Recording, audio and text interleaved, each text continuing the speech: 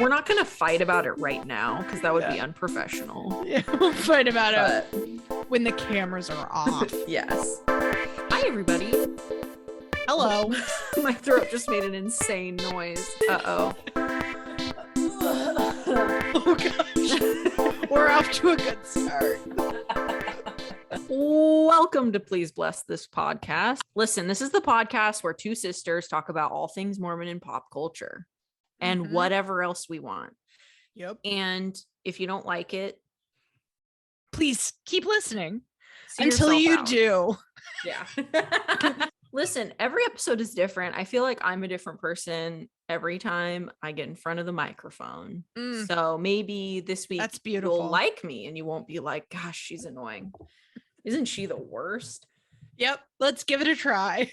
Today, we are doing something a little bit different.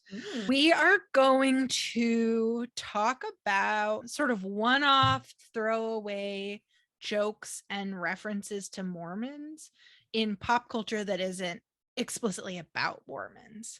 So like just a movie where there's a random Mormon joke.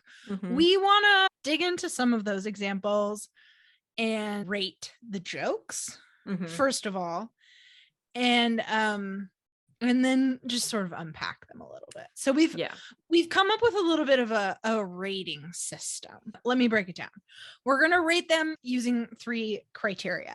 First, how funny they are. Second, how accurate they are. And third, how uncomfortable they made us when we were active Mormons. Yeah, how closely we clutched our pearls. Yes. Our little Mormon pearls. Just how much anxiety we felt about the damage control we were going to have to do with our friends. Yeah, how high our heart rate went up. Yes. Like as soon as we heard it. So today we're just going to focus on a couple, but we feel like this could be a recurring segment that we do. And we really want to like enlist listeners' help in compiling examples like this. Because there are so many, but there's not a great place to go. There's not like a database of these examples that we can turn to. And we want to be the database. Yes. So let's become the database. Yeah. It's always been my dream to be a database. Yes. We'll kick it off in this episode with a couple of examples, but if you have some that you want to have rated on our objective and scientific and important scale, then you should send them to us at pleaseblesspod@gmail.com. Please do. Where should we begin? Let's talk about 2 weeks notice. A great film, an important film. That's a really important film. Yeah. I think that everything Hugh Grant's done has been of the utmost importance. Big Hugh Grant fan. I loved him in Paddington 2. Oh, Elisa, you're speaking my language. I think Paddington 2 is the pinnacle of his career. Yeah. He's my prime minister at the end of the day. He's my prime minister. I also have seen him on Watch What Happens Live with Andy Cohen, where he's asked questions about co-stars he's had. Questions that like another person would be like, I'm not willing to answer that. And he just answers. Like Andy Cohen was like, what do you think of Renee Zellweger? And he was like, oh, she's nuts. She's out to lunch. She's baddie. Love. And I was like, oh, wow, he is not holding back. But when he was asked about Sandra Bullock, first of all, he called her Sandy, which I love. Wow. Second of all, he sang her praises. He just thinks so highly of her. Yeah, I mean, if he's the prime minister, she's the Secretary of State. Ooh, no, I accept that. That. Or she's like the governor of like, I don't know, somewhere kind of trashy but hot. Like, you know, Oklahoma. I don't know. Sorry. We're off the rails. Okay, so let's talk about the Mormon joke in 2 weeks notice. You blink and you miss it. But I, in 2002, was mortified. When I left the theater, it was the only thing I remembered. So Sandra Bullock's character is angry at Hugh Grant's character because he invites a woman to an event that they have been planning to go to together. Ugh. And she's complaining about this to a friend, and the friend says to Sandra Bullock, like, well, he invited you too. Like, it's not a big deal. And Sandra Bullock says, how many women do you think a man should take to dinner? Maybe in Utah. That's the whole joke. Wow. Like a knife straight to the heart. Yes. The word Mormon is not used, but No. I knew what it was about. We all know. Polygamy, the lowest hanging I fruit. know. Can they come up with something else? There are so many reasons to make fun of Mormons. Yes. And we're always just hammering away at polygamy, which is, if you can have a sense of humor about it, it's pretty funny. It's definitely one of the things to make fun of. Yes. But it's not all there is. And what we found in our research for today's episode, it shows up an awful lot. It really takes up a lot of space. Comedy writers, step up. Yeah, do better. Yeah. Okay, so let's rate this joke. How many women do you think a man should take to dinner? Maybe in Utah. Okay. On a scale of 1 to 10, how funny? I don't really think it's funny. It's like a 2 or 3, Yeah. I'm right there with you. I actually think it feels like a first draft of that joke. Mm-hmm.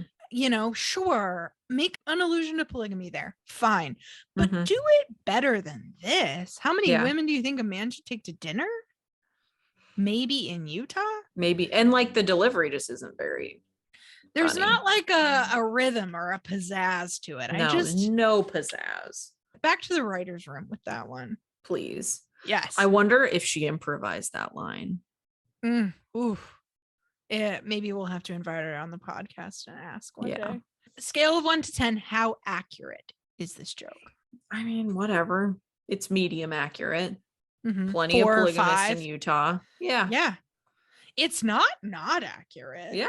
Yeah. If we're gonna make a joke about a guy seeing multiple women at once, Utah. I guess Utah's probably where it's happening. So, a 5. Sure. Although they're probably not going out to dinner because it's, no. There's a stigma around it. You kind of keep that under wraps. But whatever. 5. Okay. Being generous. In 2002, how uncomfortable did this joke make you? I mean, I don't recall, but I can imagine. Mm-hmm. I can imagine that I would have had a little Mormon chip on my shoulder about this. Mm-hmm. There was always an internal conflict, because as a Mormon, you want to have a sense of humor about being a Mormon, because it's how you get through without being super bullied by everybody. Yes. You have to be able to laugh at yourself to get by in the world. Yeah. But then you're also fighting that urge to be like, well, actually, that it would not be completely accurate, because Mormons don't actually practice polygamy. Like, I don't know if you know this. Right. And they haven't for like more than 100 years. Yeah. Get your facts straight, Sandra Bullock. Yeah. I'm never seeing another Sandra Bullock film again. I mean, I would have never said that. Oh, God bless her. It never came to that. No. Yeah. I mean, on a scale of 1 to 10, this was a 10 for me. Which is absurd, right? It's really funny. Absurd. Yeah. But at the time, I was mortified by this joke. In thinking back on it for this episode, I was like, what on earth made me feel so uncomfortable when I heard a joke like this as an active Mormon? And I think it's like a couple of things. I think one is that as a Mormon, you are constantly pressured to defend the church from like as young as you are aware of the fact that you're a Mormon and the fact that people think that's weird. Right. Immediately, even as we're talking about this, I'm thinking about like primary songs we sang that like indoctrinated us into this. Like, I belong to the Church of Jesus Christ of Latter-day Saints. I know. You're supposed to be proud, and you got to keep a chip on your shoulder. Keep yourself on your toes. Because everybody else is hearing the joke about Mormons in the movie. So if you don't speak up and correct the falsehoods, these people are going to be walking away with, wow, the front of their mind is going to be that one joke about Mormons. Yes. And they're going to walk away with all these misconceptions. And if you don't take the opportunity to correct it in the moment, you have failed in your duty as a Latter-day Saint. Yeah. And not only is it the pressure to defend the church, but the pressure to convert people to the church. Yeah. I mean, that is the end goal of the defense. It's not just like, no, I'm normal and I want you to know that I'm, not what this is portraying me as.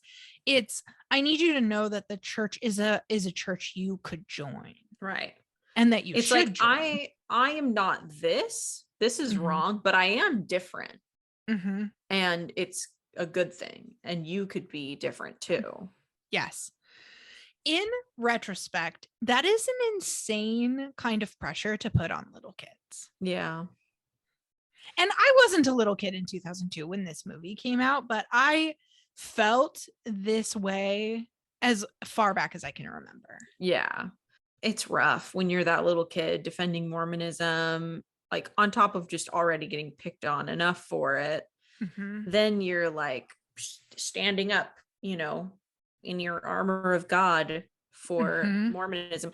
I should say, we've mentioned this in previous episodes, but we did not grow up in Utah. Right. So there's a special little element there. Yes, we grew up in the mission field, as people like to say, which yikes. And so again, there was this pressure to like always be on and like performing a kind of Mormonism that would be palatable and enticing to people, so that they would ask you about it. They would want to know, oh, why are you this way? And you were just like, you always had this like imaginary spotlight on you to represent the church and defend the church. I mean, sometimes imaginary, sometimes people would Very straight real. up approach you and say, are you Mormon? I can tell. Like teachers I had in school. I remember having a US history teacher who was like, I know you're a Mormon. Why don't you like defend basically the history of Mormonism for this class? Yikes. And it was this thing I felt like horrified to do, but also like I had to do it perfectly. Did you do it? Oh, yeah. Oh, 100%. Yikes. And I told the like squeaky clean, rosy colored version of Mormon history that I knew. And luckily my history teacher didn't, know a whole lot more than I did. So it was fine. But just being put in that position, like, what? That's so messed up. So strange. Or like, I've told you the story. A friend of mine, her mom was like driving me home one day and was like, I've heard that you're a Mormon. And I said, yeah. And she was like, so it's too bad you don't believe in Jesus. And I was like, oh, but I do. And she was like, no, you don't. And I am a child. That's scary. And this adult woman is like, no, you don't. You don't know. And I went home and was just like racked by that experience. I remember the elders came over, the missionaries came over for dinner, maybe not long after. And I told them about that. And they gave me a pamphlet about like Jesus. And I gave it to her. Wow. I was a child. That's crazy. You should not have been doing something like that. And I gave this adult woman a pamphlet to be like, no, see, we do believe in Jesus. Here's what my church teaches. Like, come to me with your questions. I'm happy to. I mean, what? And she's like, okay, child. Yes.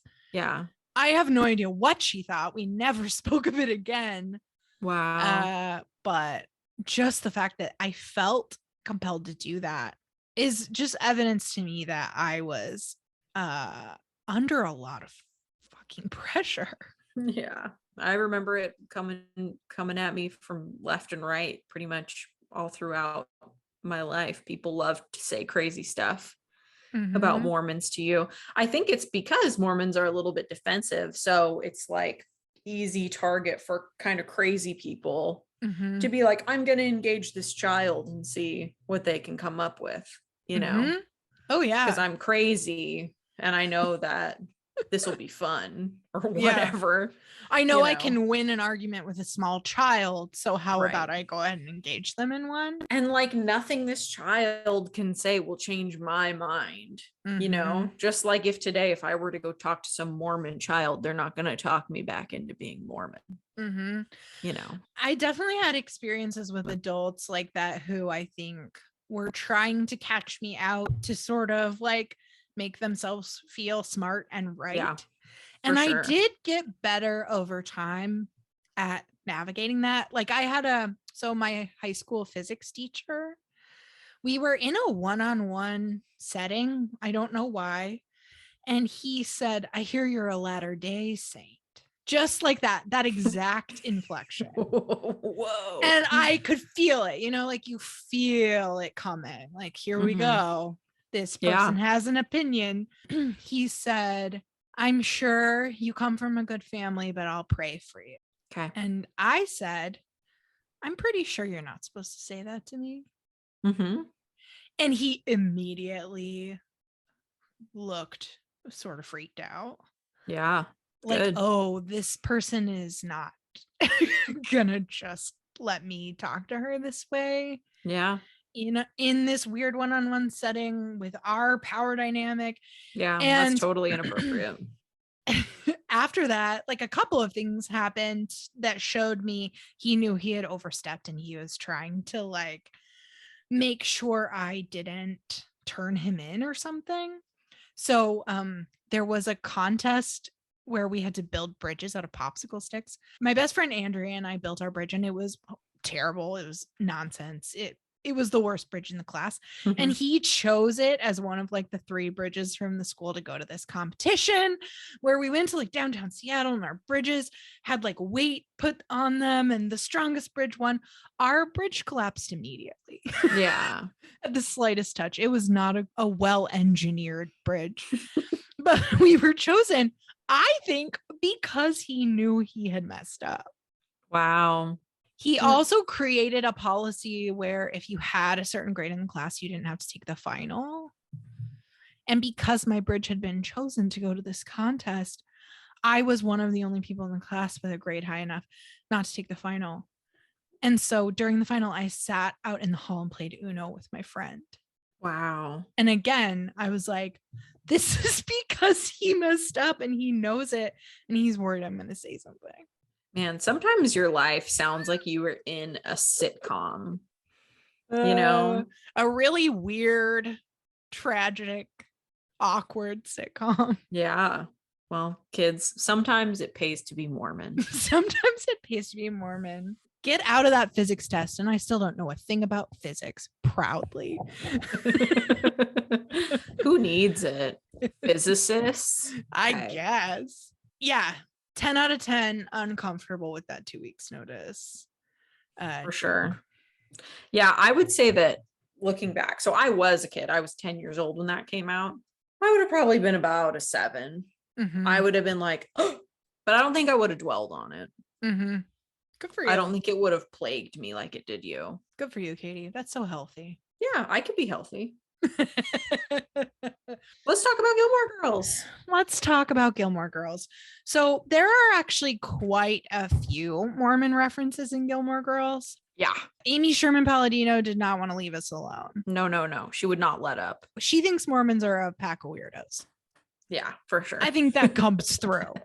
So there are a few references we could talk about, but we wanted to focus on an episode where Mormons are really in the spotlight. And it's season 4, episode 10, The Nanny and the Professor. Let me provide a little context about where we are at this point in the series. It is Rory's freshman year at Yale. The Independence Inn that Lorelai manages has burned down. And she and Suki and Michelle are working on building the Dragonfly. Also, Suki has just had a baby. So they're having meetings at Suki's house. And in walks Tobin, the former night manager of the Independence Inn, who is now functioning basically as a nanny for Suki's baby. And they're all like surprised to see him. They're like, where have you been? And he says he moved to Utah because he saw that there were a lot of opportunities for industrious Mormons. And Lorelai says, wait, are you a Mormon? Yeah. And he says, oh, he became one. And a couple of things about becoming a Mormon. He says the paperwork took weeks. Right. Which we can talk about. Yeah. Okay. He said he was surprised by no alcohol. And Lorelai's like, yeah, they famously abstain. Very famously. Mm-hmm. And then he says, the choir was fabulous, but then there's the funny underwear. Mm-hmm. Very unfortunate. More low-hanging fruit for Mormon jokes. Yeah. So Tobin lots to converts to Mormonism. Yeah. Last person you would expect to convert to Mormonism. Last person you would expect, and yet also the first person you would expect. Yeah, I guess you're right. Because he's like, what we know about his character leading up to that is that he's really nice. Mm-hmm. He's passive aggressive. Mm-hmm. Yeah. He really kisses his boss's ass. So there you go. Pipeline. So before we dig into unpacking this scene, we got to rate it. Okay. On a scale from 1 to 10, how funny is this bit? I think it's pretty funny. Mm-hmm. I'd give it like a 7 or 8. I think it's pretty funny too. It's funny. The randomness of the character, like you could tell they like really wanted to shoehorn a Mormon character. Yes. They had some jokes, in the chamber. Yes. Just waiting, so they had it's to create not Tobin. Just throwaway references to Mormons. We have a real live Mormon in the show. Yeah. We have someone who joins the church. I mean, I think the line, there's a lot of opportunities for industrious Mormons is so funny. Hilarious. That is so funny. And also it does kind of feel like when you leave the church, like for me, leaving the church when I was young and then going through like early adulthood, which like sucks and is hard and you're poor. I remember sometimes feeling like, man, if I had just stayed in the church, or like if me and my husband went back to church, I feel like we could make a killing among the Mormons. Among the Mormons. No, when I was on my mission, if someone got baptized who was young and single, they went straight to Utah. Yeah. There was like a baptism to Utah pipeline for young industrious Mormons. And it was like, you're going there not only to sort of, get a job or whatever, but to like be among other young industrious Mormons. Yeah. So 8 out of 10, I think. Yeah. It was funny. How accurate? Quite inaccurate. Yeah. I think if someone were trying to take advantage of everything that we just explained by like shoehorning themselves into Mormonism, I think 9 times out of 10, they'd quickly turn around and like hightail it out of there. Number 1. Number 2, the paperwork. There is absolutely no paperwork. It's legwork, there's some legwork and some time invested for sure. But paperwork, do you sign anything? I can't remember. Is there an initial at any point? I don't know. You might sign something. There is paperwork. It's like the missionaries, the bishop, the mission president. There is paperwork. Sure. You're not doing any of it. But I don't think you, as the convert, are doing a ton of paperwork. I do think you're doing some. I do think you're signing something. All right. I'm going to give it a higher score than you, I think, on accuracy. Okay. Paperwork, I mean, the spirit of that joke is true. Yeah, it's true. Even if it's not literal paperwork, it is so involved. You have to take all these lessons. You have to make all these commitments. You have to have multiple interviews. Mm-hmm. I do think there are churches where you can get baptized more easily than the Mormon church. For sure. Oh, yeah. Some you just show up. If you are like living with a domestic partner, you have to move out or get married. If you smoke cigarettes, you have to stop for a certain amount of time. There are these like prerequisites you have to hit that can be sort of substantial and can take kind of a long time. Right. Yeah. And like, let's assume that he was actively drinking alcohol when he moved to Utah. Yeah. That's a bump along the road. So the paperwork part is, I think it's funny, funny and pretty accurate. Yeah. The funny underwear, accurate. It's Yeah. real. There is some funny underwear going on if you get deep enough. The caveat there is you have to have been a member at least a year, right, to be in deep enough that you're going to the temple, receiving your endowment, wearing the underwear. So Tobin had not been through the temple. It hadn't been long enough. No. So I'm gonna say 6. All right. 6, 7. Elisa. Okay. That's okay. We'll talk about it later. That's not our official score. It's not our official score. It's not going in the database yet. We're not going to fight about it right now because that would be unprofessional. Yeah, we'll fight about it when the cameras are off. Yes. Okay. How uncomfortable did that joke make you as an active Mormon, or would that joke have the funny underwear? The funny underwear. That is a very taboo Mormon joke. Ooh. Mormons do not like those jokes. No, they do not. That is a turn off the TV right now moment. How dare you? Which those, it's funny. I think that you and I had different perspectives as kids because you were like more defensive and I was defensive of the church, but I also just like was mostly scared of mom and dad seeing me taking in that kind of content, So my mind immediately goes to like, oh my gosh, what if I had watched that scene with mom or dad in the room, and how would they have responded to it? Because that's really like all that my brain cared about. Sure. And they would have been so mad. Yeah. I mean, I know they've watched Gilmore Girls, so I wonder how do they feel? We should ask mom about it, because I think she's in the middle of a Gilmore Girls rewatch right now. Oh wow. We should be like, what season are you on? What episode are you on? Yeah, kind of tease it out. Yeah, because our parents are also the type who would just like kind of pretend it didn't happen at this point in time. Now that they're older, when they were younger, they had a lot more zeal. So what's your score on uncomfiness? I don't know. It's hard for me to say. It's hard to put myself in those shoes again, but probably pretty uncomfy. Probably a solid 7 again. I'm going to say 10. In a surprise to no one, it was a 10 for me. Oh gosh, man. I was a sensitive little Mormon, I guess. And it's not that I didn't recognize that it was funny. I did.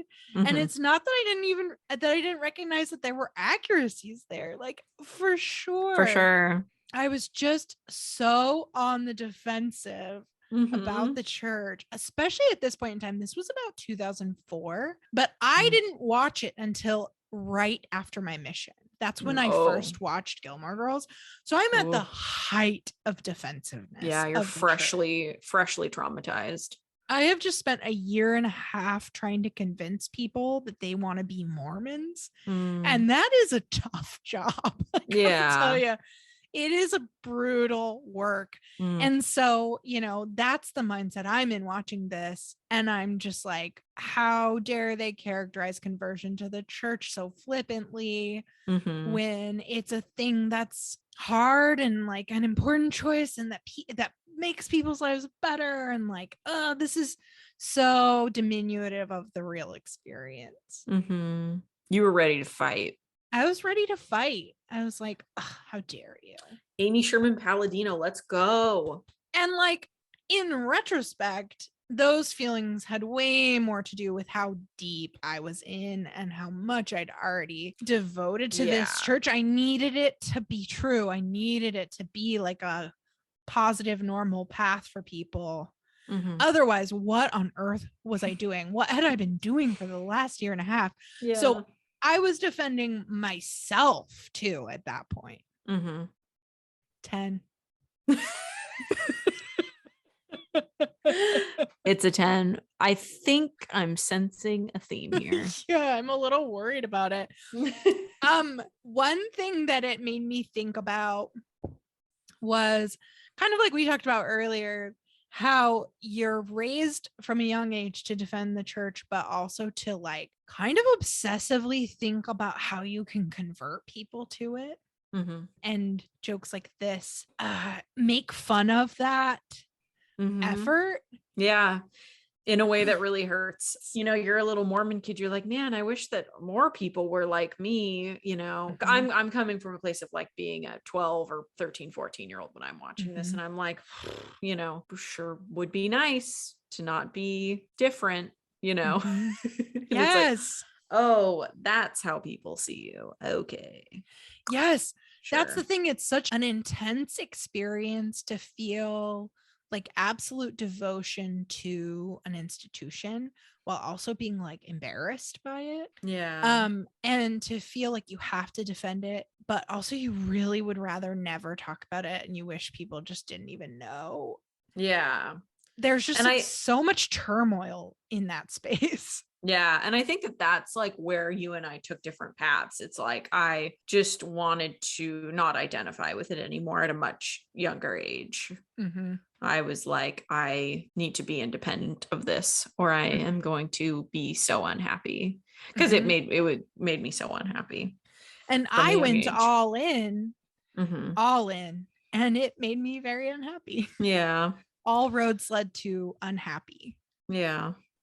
It was a tough time. So I was thinking about like experiences I had as a kid where I felt like I had to share the gospel and try to convert people that are like kind of unhinged. Okay, tell me. Because that's what Tobin makes me think of. So one example I thought of was like, I think it was my freshman year of high school, my seminary teacher, I might have been even younger, it might have been a Sunday school teacher, taught us a lesson about missionary work. And we were assigned to like this homework where we were supposed to go home and make a list of everybody we knew who we thought would make a good Mormon. Wow. And then you were supposed to like pray about that list and like try to receive promptings from the Holy Ghost about who was ready and who you would share the gospel with or give a Book of Mormon to or whatever. So I had that list written in my school notebook. And one day I'm sitting in class flipping through my notebook and my friend's sitting next to me and she says, "Wait, go back to that page. I saw my name on it." And I was like, oh my gosh, Elisa, I don't know if I can listen to this. Even just telling the story, I feel tense. I was just like, no, you cannot see that page. And she's like, why is my name in your notebook? And I think I said I was just making a list of all my best friends. That's nice. Which is kind of cute, but she was like, okay, weirdo. Yeah. And honestly, we were not friends after that. Like she kept her distance from me. Yeah, it's a little bit weird. It was so weird. Oh, Elisa, are you sure your life wasn't like a coming of age 90s sitcom? It was mortifying.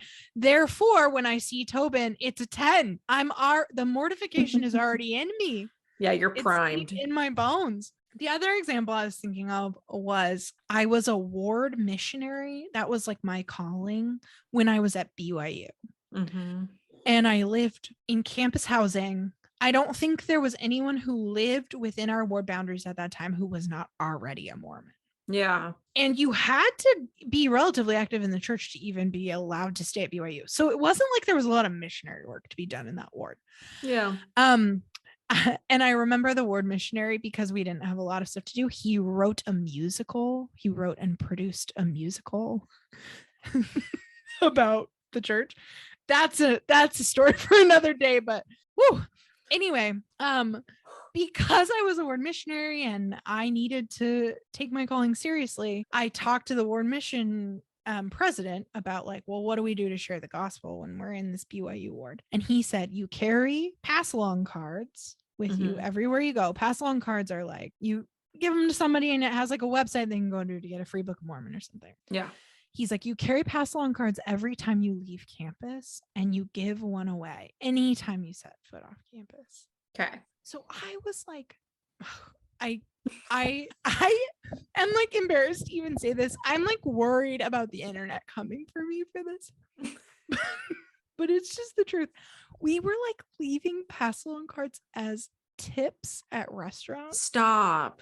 You were that person. We would leave money too, but like, and a pass. Right. You were that. Listen, I've been on the opposite end of that. Have you? Yeah. You've been given a pass along card as a tip? not an LDS pass along card, but a piece of literature from such and such religion only about 100 times. Yeah. That's I'm so sorry. Elisa, I don't know if I'm ever gonna look at you the same. I don't even know what to say. I can't even recognize myself in these stories. You are a completely different person in so many ways. The other thing I would do is when I was like on a plane, if I was flying home or something, I always felt this intense pressure to like strike up a conversation with the person next to me, try to sort of direct it to the church, try to get them to ask questions, and then slip in that pass along card. It was like a thing I was actively anticipating, not because I wanted to do it. Wow. I didn't want to do it. Yeah. I didn't want to talk to anybody on a plane. Ever, but I felt like I had to. I felt like I was supposed to. Elisa, I think that we've uncovered the Mormon to MLM pipeline.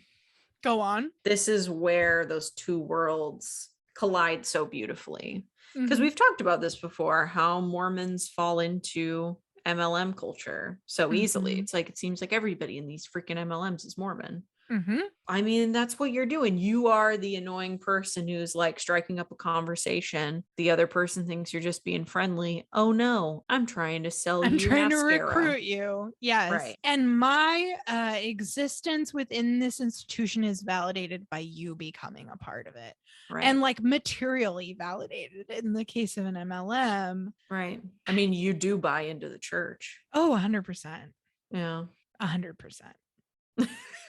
I feel like I've been really vulnerable, and I shared something I had never planned to talk about. I would have taken that to the grave if it weren't for freaking Tobin and the trauma that scene brings up for me. Amy Sherman Palladino. Yeah, this has been revelatory. I will say, in my current state, I don't find that scene uncomfortable at all. No, I think it's funny. It's funny. Yeah. I think the fact that I ever found it uncomfortable is hilarious and embarrassing. That is really funny. I think that people who currently find it uncomfortable need to take a long, hard look at themselves. Yeah. It is a 0 out of 10 uncomfortable. No, yeah. Come on, people. Get real. You know, this conversation has been really beautiful for our relationship. I can see why you and I had, I don't want to say difficulties when we were younger, because our relationship has always been good, fine to great. Yeah. I would say good to great. Yeah. Well, I mean, I feel like there were some times when you were in college where we didn't really interact. Sure. Other than on holidays. That's fair. Which is not the case now. Now we pretty much are in constant communicado. This is interesting. This is healing some wounds between us, I think, for me. And of course there was distance. I mean, there was physical distance between us because I lived in a different state. But there was also this distance because I was so deep in this culture. I was at BYU. You were feeling more and more distant from it. I was sensing your distance from it and thinking about you in terms of how do I keep her in? Yeah. And to me, it seemed like a withdrawal, you know, like you were withdrawing from our relationship, because what I did get from you was like, let's say around the time you were on your mission, you know, before or shortly after, it was like our deepest conversations, I feel like, were about your testimony. You'd surprise me with a gift of a Book of Mormon with your testimony written in it, which is nice. Obviously, anytime you give me, if you ever want to give me a book and just write about your feelings in it, I would love that. I would love that in a different context. If you gave me a book and wrote about how much you loved that book and what it meant to you, or just like how happy you are, that is a 10 out of 10 gift. You could give me that gift anytime. But when it's a Book of Mormon, no, that is not. Yeah, it's rough. It's rough. No, I mean, I am embarrassed by my behavior during that time in particular around my mission, because I think I was in a rough head space and I was trying to make sense of myself and the world and my beliefs. And ironically, that set me on a path out. Yeah. I mean, you were doing the best you could. Before it set me on a path out, I fought hard to figure out a way to be all in. Yeah, you did. And see, I could say that I feel embarrassed about that time in my life too, because I was on the opposite end of the spectrum, feeling very like a lot of shame. And I think I misbehaved and rebelled in ways that obviously, I mean, that most teenagers do. But, I, in retrospect, feel embarrassment about, because you didn't need to do all that. Though if I had had somebody to talk to, maybe I wouldn't have. Yeah, it's so ironic when you think about how the claims of the church and of members of the church are that it's all about families and bringing families together. It's all about like protecting you from the difficulties of life, kind of like putting this like cocoon around you to keep you safe. But it actually put distance between us. Mm-hmm. Yeah. For a while. Yeah. And it created scenarios where we were traumatized and unsure of ourselves and acting in ways that we don't see ourselves in. No, not at all. Totally floundering. It's a safe place for families so long as the families fit just right into as that long as they way walk of living. the line perfectly. Right. So I didn't expect this discussion of 2 Weeks Notice and Gilmore Girls to go all the way here. No. But I'm really glad we got here, Katie. Yeah, who needs therapy? Who needs therapy when you have a podcast? Mm-hmm. Let's never speak of the revelations in this podcast again. Okay. I mean, I'm going to talk to other people about it. Not to me. I can't handle it. Too cringe. Well, this has been Dynamite. Again, if you have a specific like Mormon reference in pop culture, just like a throwaway joke that you think is significant, send it our way. We want to rate it. Please blesspod@gmail.com. Please bless pod. If you've seen it, we've probably seen it. And we will add it to the database. Yep. Which is very real, which exists. I mean, where do you even go from there? Where do you go from here? What are you going to do to recover? I know I'm going to need to just sit with myself for a few minutes, come down from the embarrassment. Yeah. In a couple days, we can maybe talk again. And yeah. We'll see. I understand if you We'll see where you're at. Well, that's all for today, folks. Yeah. Thanks so much for listening. And please bless this podcast. Please bless. Amen.